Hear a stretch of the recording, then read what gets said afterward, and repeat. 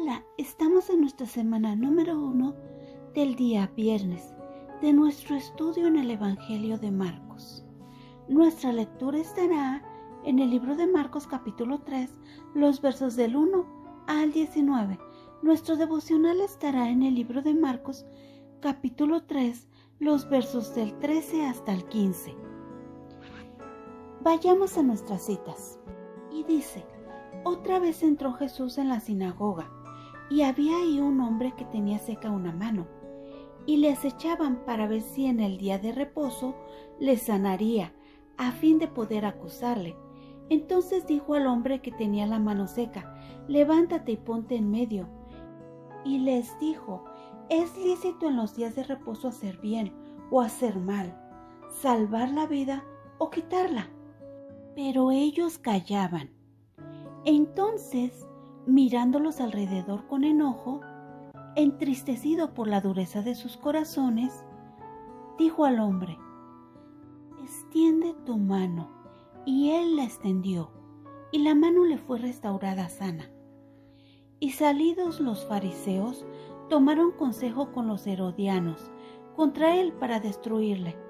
Mas Jesús se retiró al mar con sus discípulos, y le siguió gran multitud de Galilea, y de Judea, de Jerusalén, de Idumea, del otro lado del Jordán, de los alrededores del Tiro y de Sidón. Oyendo cuán grandes cosas hacía, grandes multitudes vinieron a él, y dijo a sus discípulos que le tuviesen siempre lista la barca a causa del gentío, para que no le oprimiesen, porque había sanado a muchos, de manera que por tocarle cuantos tenían plagas caían sobre él. Y los espíritus inmundos, al verle, se postraban delante de él y daban voces diciendo: tú eres el Hijo de Dios. Se los reprendía mucho para que no le descubriesen. Después subió al monte y llamó hacia los que él quiso, y vinieron a él. Y estableció a 12 para que estuviesen con él y para enviarlos a predicar, y que tuviesen autoridad para sanar enfermedades y echar fuera demonios: a Simón, a quien puso por sobrenombre Pedro, a Jacobo, hijo de Zebedeo, y a Juan, hermano de Jacobo, quien es apellido Boanerges, esto es, hijos del trueno, a Andrés, Felipe, Bartolomeo, Mateo, Tomás, Jacobo, hijo de Alfeo, Tadeo, Simón el cananista, y Judas Iscariote, el que le entregó, y vinieron a casa. Amén. Palabras claves.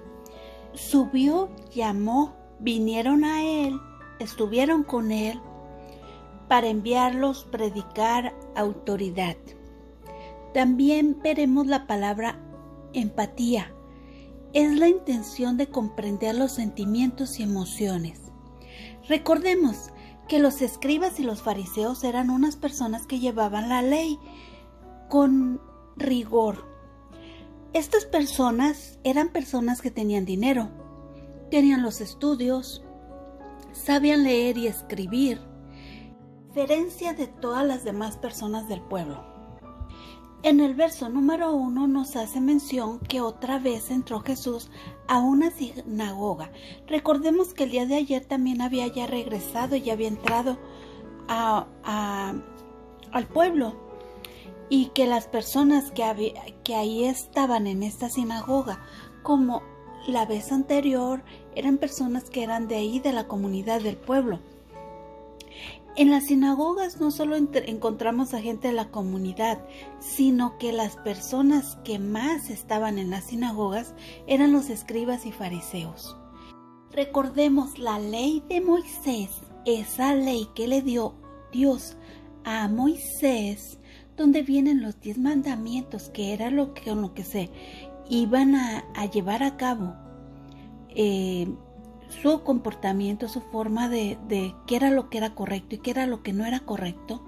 A esa ley se le agregaron una serie de mandamientos con el paso de los años. No estamos hablando de de que le hubieran agregado 10 o 15 o 50.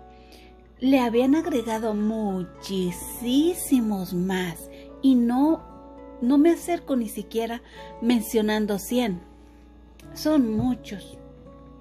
Estos mandamientos agregados les complicaban la vida a las personas y vemos que Jesús, al entrar a la sinagoga, entró cuando era un día sábado. La sinagoga era un lugar especial. Y sus enemigos, nos dice en el verso número 2, que sus enemigos esperaban ahí, estaban acechándolo, buscaban algo para culparlo. Vemos que Jesús les pregunta, antes de esta pregunta vemos que Jesús ve a la persona que estaba enferma. Esta persona que estaba enferma tenía la mano seca. En otras traducciones de la Biblia, esto quiere decir que tenía la mano atrofiada o paralizada. Recordemos, era un enfermo, era sábado. La palabra decía que el sábado era un día para dedicar a Dios, pero también la palabra nos dice, y Jesús predicó mucho de esto, de amarás a tu prójimo como a ti mismo. Al ver a los enfermos, al ver a la gente necesitada, no podía más que sentir el que su corazón se movía para con ellos. Y los fariseos y escribas nos dejan ver más de la condición que ellos tenían, de esa condición en su corazón. Y vemos cómo Jesús vino, a pesar de que eran personas estudiosas y conocedoras de la ley, Él viene a enseñarles, Él viene a mostrarles eso que a ellos les faltaba, esa empatía para los otros. Dios es amor y es por este amor y por sus misericordias que cada día estamos aquí, que no hemos sido consumidos. Era esto mismo que se esperaba de ellos, pero no fue así. Jesús conocía sus corazones y por eso les preguntó qué era lo que era correcto, hacer el bien o hacer el mal, darle la vida, salvar la vida o quitar la vida. Él ya sabía la respuesta de ellos, solo estaba exponiendo su condición, mostrando lo que tenían en su profundidad y mostrando lo que ellos defendían de esta ley. Y pudiera ser que hasta cierto punto Él estaba sacando la ley de Dios Padre y le estaba mostrando, esto es lo que deben hacer. La respuesta a su pregunta de Jesús era muy fácil. Tenían que decir que era más fácil hacer el bien, pero no lo hicieron.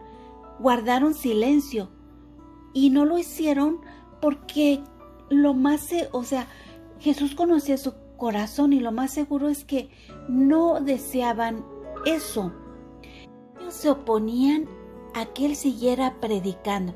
Ellos se oponían a su ministerio. Recordemos de que lo que hay en nuestro corazón hablará nuestra boca. Es por eso que ellos, al salir de ahí, se juntaron con los herodianos.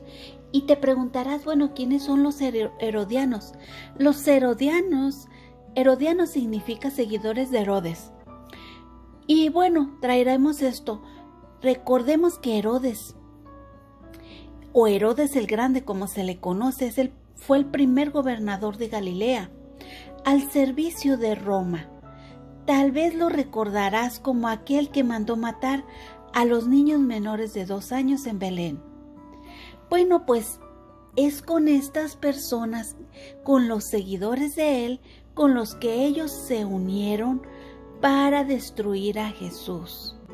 En los siguientes versos vemos que Jesús se retiró al mar con sus discípulos y le siguió una gran multitud de diferentes lugares. Por lo menos aquí se mencionan 6. Ellos habían escuchado sus prédicas o habían visto que sanaba a personas o o ellos habían escuchado de otra persona el testimonio de esta otra persona. Esto es importante porque Él vino a traer reconciliación, sanación, perdón a las personas que estaban necesitadas. Estaban esperando un milagro en sus vidas.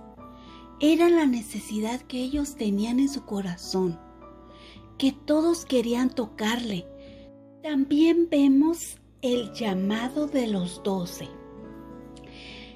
A pesar de que los seguía una gran multitud, Él escogió a 12 apóstoles. Esos eran a los que Jesús conocía y que su corazón estaba dispuesto a Él, estaba dispuesto a su servicio.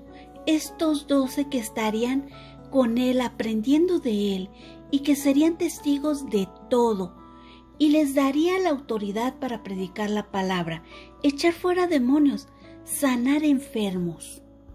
Los mismos que llevarían este mensaje y que continuarían este ministerio que Jesús había empezado.